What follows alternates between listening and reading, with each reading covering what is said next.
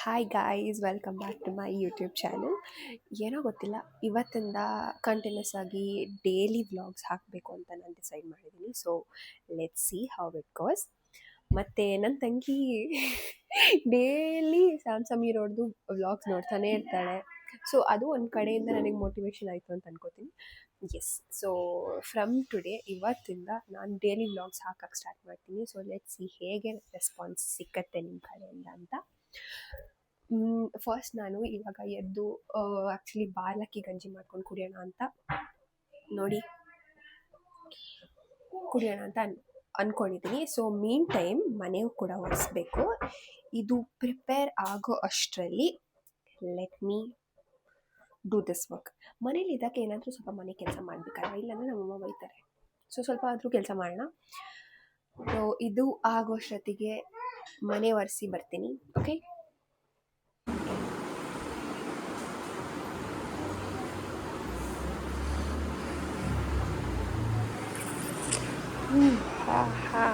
ನೋಡಿ ಗಾಯ್ಸ್, ಮನೆ ಎಲ್ಲ ಒರೆಸಿ ಆಯಿತು. ಇದು ಸ್ವಲ್ಪ ಒಣಗಬೇಕು. ನೀವೇ ನಮ್ಮ ಮನೆ ನೋಡಿ ಎಷ್ಟು ಚೆನ್ನಾಗಿ ಒರೆಸಿದ್ದೀನಿ ಅಂತ. ಓಕೆ, ಸೊ ಇವಾಗ ಮನೆಯೆಲ್ಲ ಒರೆಸಿ ಆಯಿತು. ನಾನು ಬಾಲಕ್ಕಿ ಗಂಜಿ ಮಾಡ್ಕೊಂಡು ಕುಡಿತೀನಿ ಅಂತ ನಿಮ್ಗೆ ಹೇಳಿದ್ದೆ.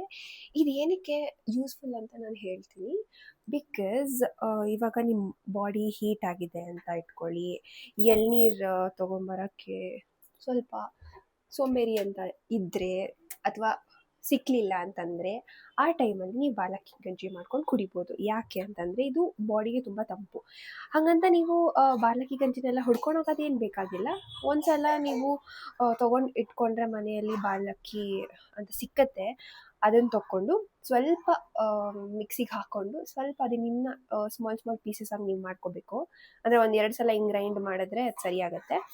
ಅಷ್ಟು ಮಾಡಿದ್ರೆ ಸಾಕು. ಅದಾದಮೇಲೆ ನೀವು ಬಾಲಕ್ಕಿ ಗಂಜಿಗೆ ಏನೂ ಮಾಡೋಂಗಿಲ್ಲ. ಜಸ್ಟ್ ನೀರು ಹಾಕಿ ಬಾಲಕ್ಕಿ ಹಾಕಿ, ಬೇಕಿದ್ರೆ ಸಕ್ಕರೆ ಹಾಕ್ಕೊಳ್ಳಿ. ಬೇಡ ಅಂತಂದರೆ if you are cut on sugar ಏನು ಬೇಡ, ಬಟ್ ಶುಗರ್ ಬೇಕು ಅಂತಂದರೆ ಹಾಕ್ಕೋಬೋದು. ಇಟ್ ವಿಲ್ ಬಿ ಗುಡ್, ಟೇಸ್ಟಿಯಾಗಿರುತ್ತೆ. ಸೊ ಇಷ್ಟನ್ನು ನೀವೊಂದು ತುಂಬ ಬಾಡಿ ಹೀಟ್ ಆಗಿದೆ, ಅದು ಇದು ಏನೇ ಬಾಡಿ ಹೀಟ್ ಆಗಿದ್ರು, ಏನೇ ಪ್ರಾಬ್ಲಮ್ಸ್ ಆಗಿದ್ರು ಬಾಡಿಗೆ, ಇಟ್ ವಿಲ್ ಕ್ಯೂರ್. ತುಂಬ ಚೆನ್ನಾಗಿರುತ್ತೆ ಇದು ಬಾಲಕ್ಕಿ ಗಂಜಿ. ಸೊ ನನಗೆ ನಮ್ಮಮ್ಮಗೆ ಇಬ್ರಿಗೂ ಸೇರಿ ನಾನು ಮಾಡ್ಕೊಂಡಿದ್ದೀನಿ. ಸೊ ಅವರು ಬೇಕು ಅಂತ ಹೇಳಿದರು, ಅದಕ್ಕೆ ಅವ್ರಿಗೂ ಸೇರಿ ಮಾಡಿದ್ದೀನಿ. Come let's drink. ನೋಡಿ ಗಾಯ್ಸ್, ಬಾಲಕ್ಕಿ ಗಂಜಿ ಈ ಥರ ಕಾಣುತ್ತೆ. It is very very healthy. Okay, ನಾನು ಸ್ವಲ್ಪ ಹಾರಕ್ಕಿಟ್ಟಿದ್ದೀನಿ, ತುಂಬ ಬಿಸಿ ಇದೆ. ಗೈಸ್, ನಿಮಗೆ ನಾನೊಂದು ಅದು ಹಾರೋಷ್ಟೊತ್ತಿಗೆ ನಾನು ಇನ್ನೊಂದು ಹೇಳ್ತೀನಿ ನಿಮಗೆ. ಏನಂತಂದರೆ, ನಾನೊಂದು ಯೂಶ್ವಲಿ ರೀಸೆಂಟಾಗಿ ಫಾಲೋ ಮಾಡ್ತಿದ್ದೀನಿ. ಏನು ಅಂತಂದರೆ ಥ್ಯಾಂಕ್ಸ್ ಗಿವಿಂಗ್ ಅನ್ನೋ ಕಾನ್ಸೆಪ್ಟ್ ಅಂತಲ್ಲ. ಥ್ಯಾಂಕ್ಸ್ ಗಿವಿಂಗ್ ಯಾಕೆ ಅಂತಂದರೆ, ನೀವು ನಿಮ್ಮ ಜೀವನದಲ್ಲಿ ಡೇ ಬೈ ಡೇ ನಿಮ್ಗೆ ಏನೇನು ಸಿಗ್ತಿದೆ, ಅದರಿಂದ ನಿಮ್ಗೆ ಏನೇನು ಖುಷಿ ಇದೆ, ಅದಕ್ಕೆಲ್ಲ ಥ್ಯಾಂಕ್ಸ್ ಗಿವಿಂಗ್ ಅನ್ನೋ ಥರ ಯು ಆರ್ ರೈಟಿಂಗ್ ಸಮಥಿಂಗ್, ಆಯಿತಾ? ನೀವು ಏನೇನು ಬರಿತೀರಾ ಅದೆಲ್ಲ ಮ್ಯಾನಿಫೆಸ್ಟ್ ಆಗುತ್ತೆ ಅಂತ ಹೇಳ್ತಾರೆ. ಬಟ್ ಸ್ಟಿಲ್ ನೀವು ಬರೆದ್ರೂ ಅದು ಮ್ಯಾನಿಫೆಸ್ಟ್ ನೀವೇನು ಯೋಚನೆ ಮಾಡ್ಕೊಂಡು ಬರೀತೀರಾ ಅದೇ ಅಲ್ವಾ ನಿಮಗೆ ಮುಂದೆ ಸಿಕ್ಕೋದು. ಸೊ ಅದಕ್ಕೋಸ್ಕರ ನಾನು ಇದೊಂದು ಆಲ್ಮೋಸ್ಟ್ 2 ವೀಕ್ಸ್ ಆಗಿದೆ ಅನಿಸುತ್ತೆ ನಾನು ಸ್ಟಾರ್ಟ್ ಮಾಡಿ. ಅದು ಹೀಗಿದೆ, ನಾನು ಡೋಂಟ್ ಕ್ವಿಟ್ ಅಂದರೆ ಐ ಫೆಲ್ಟ್ ಇಟ್ ಕ್ಯೂಟ್. ನಾನು ಇದನ್ನು ಯೂಸ್ ಮಾಡಬೇಕು ಅಂತ ಥ್ಯಾಂಕ್ಸ್ ಗಿವಿಂಗ್ ಅಂದ್ಕೊಂಡು ಎಲ್ಲ ತುಂಬ ಅಂದರೆ ಚೆನ್ನಾಗಿ ಎಲ್ರಿಗೂ ಥ್ಯಾಂಕ್ಸ್ ಗಿವಿಂಗ್ ಮಾಡಬೇಕು ಅಂತ ನಾನು ಸ್ಟಾರ್ಟ್ ಮಾಡಿದ್ದೀನಿ. ಅಂದರೆ ಡೈಲಿ ನಿಮಗೆ ಇವಾಗ ಏನೇನು ಸಿಕ್ಕತ್ತೆ ಡೈಲಿ ಅಂದರೆ ಇವಾಗ ನೀವು ಮಾರ್ನಿಂಗ್ ಎದ್ದೇಳ್ತೀರಾ, ನಿಮಗೆ ಆ ದಿನದಲ್ಲಿ you have to thank everything ಅನ್ನೋ ಥರ ನಿಮ್ಮ ತಲೆಗೆ ಬರುತ್ತಲ್ಲ. ಅಥವಾ ಏನೇನು ಕಲ್ತಿದ್ದೀರಾ, ನೆಗೆಟಿವ್ಸ್ ದಯವಿಟ್ಟು ಬರೆಯೋಕ್ಕೆ ಹೋಗಬೇಡಿ. ಓಕೆ, ನೆಗೆಟಿವ್ಸ್ನು ಪಾಸಿಟಿವ್ ಆಗಿ ಬರೀಬೇಕು. So this is how you learn. ಬನ್ನಿ ಬರೆಯೋಣ. ಗೈಸ್, ನನ್ನ ತಂಗಿಗೆ ಎಕ್ಸಾಮ್ ನಡೀತಿದೆ ಸರಿನಾ. ಅವಳು ಕಂಬೈನ್ ಸ್ಟಡಿಗೆ ಹೋಗ್ಬೇಕಂತ, ಅದಕ್ಕೆ ನಮ್ಮ ಅಮ್ಮನ ಹತ್ರ ಪರ್ಮಿಷನ್ ತಗೋತಿದ್ದಾಳೆ. ನೋಡಿ, ಪರ್ಮಿಷನ್ ಹೆಂಗೆ ತಗೋತಿದ್ದಾಳೆ, ಎಲ್ಲಿಗೆ ಹೋಗ್ತಿದ್ದಾಳೆ, ಯಾರ ಮನೆಗೆ ಅಂತ ಕೇಳಿದ್ರೆ ಕೆಫೆಗೆ ಹೋಗ್ತಾಳಂತೆ. ಕೆಫೆಲಿ ಕಂಬೈನ್ ಸ್ಟಡಿ ಅಂತೆ, ಅದು ಅವ್ರ ಫ್ರೆಂಡ್ಸ್ ಜೊತೆ. ಇದು ನಮ್ಮಂತ ವಿಷಯನ ಗೈಸ್. ನಮ್ಮಮ್ಮಂಗೆ ಹೇಳಿ ಗೈಸ್, ನಂಬೇಡಿ ಅಂತ. ನಮ್ಮಮ್ಮ ನಂಬಲ್ಲ ಗೈಸ್, ನಮ್ಮಮ್ಮ ನಂಬಲ್ಲ. ಬಟ್ ನನ್ನ ತಂಗಿ ಇದ್ದಾಳಲ್ಲ, ಖತರ್ನಾಕ್ ಅವಳು. ಕೆಫೆಲಿ ಕಂಬೈನ್ ಸ್ಟಡಿ ಮಾಡಕ್ ಹೋಗ್ತಿದ್ದಾಳೆ. ಫಸ್ಟ್ ಆಫ್ ಆಲ್ ಓದೋದೇ ಹೆಚ್ಚು ಗೈಸ್. ಅಂಥದ್ರಲ್ಲಿ ಕೆಫೆಲಿ ಕಂಬೈನ್ ಸ್ಟಡಿ, ಅದು ಫ್ರೆಂಡ್ಸ್ ಜೊತೆ, ನೀವು ನಂಬೇಡಿ, ಟ್ರೈ ಮಾಡಕ್ ಹೋಗ್ಸೋಳದು. ಅದೇನು ಹೊಸ ಡಿಶ್ ನಿನಗೆ ಟ್ರೈ ಮಾಡಕ್ಕೆ? ಎಸ್ಥೆಟಿಕಲಿ ಓದ್ಬೇಕಂತೆ. ಈಗಿನ ಕಾಲದಲ್ಲಿ ಏನೇನು ಎಸ್ಥೆಟಿಕ್, ಎಲ್ಲದಕ್ಕೂ ಎಸ್ಥೆಟಿಕ್ ಅಂತ ಹೇಳಕ್ ಬಂದ್ಬಿಟ್ಟಿದೆ. ಎಸ್ ಗೈಸ್, ನಾನಿವಾಗ ಥ್ಯಾಂಕ್ಸ್ ಗಿವಿಂಗ್ ಅಂತ ನಾನು ನಿಮ್ಗೆ ಹೇಳಿದ್ನಲ್ಲ, ಅದು ಬರ್ದಿದ್ದೀನಿ. ನಿನ್ನೆ ನನಗೇನೇನು ಥ್ಯಾಂಕ್ ಮಾಡಬೇಕಂತ ಇತ್ತು, ನಿನ್ನೆ ಇಡೀ ದಿನದಲ್ಲಿ ನಾನು ಥ್ಯಾಂಕ್ ಮಾಡಿದ್ದೀನಿ. ಆ್ಯಂಡ್ ಇದನ್ನು ನಾನು ಏನಕ್ಕೆ ಕಲರ್ ಪೆನ್ನಲ್ಲಿ ಬರೀತೀನಿ ಅಂದರೆ, ಅಗೇನ್ ಆ್ಯಂಡ್ ಅಗೇನ್ ನಾನು ಇದನ್ನು ಏನು ತೆಗೆದು ಓದೋಕ್ಕೆಲ್ಲ ಹೋಗಲ್ಲ. ಅಥವಾ it feels so great if you're writing something which you want to manifest in future would be colorful ಅಂತ. ಸೊ ಇದೊಂದು ಕಾನ್ಸೆಪ್ಟ್ ನಂದು. ಕ್ಯೂಟ್ ಐಟಮ್ಸಲ್ಲಿ, ಆ್ಯಸ್ ಎವ್ರಿ ಒನ್, ಎಲ್ರಿಗೂ ಸ್ವಲ್ಪ ಕ್ಯೂಟ್ ಆಗಿರೋದನ್ನು ತುಂಬ ಇಷ್ಟ ಆಗುತ್ತೆ. ಅದೇ ಥರ ನನಗೂ ಈ ಕ್ಯೂಟ್ ಬುಕ್ಕಲ್ಲಿ ನಾನು ಇದನ್ನು, ನನ್ನ ಥ್ಯಾಂಕ್ಸ್ ಗಿವಿಂಗ್ನ ಏನಿದೆ ಅದು ಎಲ್ಲನೂ ನಾನು ಕಲರ್ಫುಲ್ ಆಗಿರಬೇಕು ಅಂತ ನಾನು ಕಲರ್ ಪೆನ್ನಲ್ಲಿ ಬರಿತೀನಿ. ಕಲರ್ ಪೆನ್ ಅಂದರೆ ಇಟ್ಸ್ ನಾಟ್ ಲೈಕ್ ಒಂದೇ ಕಲರ್ ಪೆನ್ನಲ್ಲ, ಇದು ಫುಲ್ ಸಮ್ ಕಲರ್ಸ್ ಬರುತ್ತೆ. ಒಂದು 3 to 4 ಕಲರ್ಸ್ ಬರುತ್ತೆ ಒಂದು ರೀಫಿಲಲ್ಲಿ. ನಾನು ಬರಿತಾ ಇಟ್ ಕಲರ್ ವಿಲ್ ಚೇಂಜ್, ಆಯಿತಾ? ಅಂದರೆ ಸ್ಟಾರ್ಟಿಂಗ್ ನಾನು ಬರೆಯುವಾಗ it was like pink, then it's purple, ಆಯಿತಾ? ದೆನ್ ಇಟ್ಸ್ ಯೆಲ್ಲೋ, ಗ್ರೀನಿಶ್, ಆಯಿತಾ? ಆಮೇಲೆ ಹಂಗೆ ಆರೆಂಜಿಶ್, ನೋಡಿ, orange. Then it's like neon colour, then it's a light green colour. So ಹೀಗೆ it changes. So this is also a great thing ಅಲ್ವಾ, to be colourful. Mummy ಹೋಗ್ತಿದೆ. ಓಕೆನಾ? So thank you. Hi guys, ನಾನಿವಾಗ ಮಾಡಿ ಮೇಲೆ ಬಂದಿದ್ದೀನಿ. ಯಾಕೆ ಅಂದರೆ, ಯೂಶ್ವಲಿ ವಿಟಮಿನ್ ಡಿ ಏನಿದೆ ಅದು ವೆರಿ ಇಂಪಾರ್ಟೆಂಟ್ ಬಾಡಿಗೆ. ಪ್ರತಿಯೊಬ್ಬರಲ್ಲೂ ವಿಟಮಿನ್ ಡಿ ಡಿಫಿಷಿಯನ್ಸಿ ಇದ್ದೇ ಇರುತ್ತೆ. ಟ್ಯಾಬ್ಲೆಟ್ಸ್ ತೊಗೊಳ್ಳೋ ಬದಲು make time for you and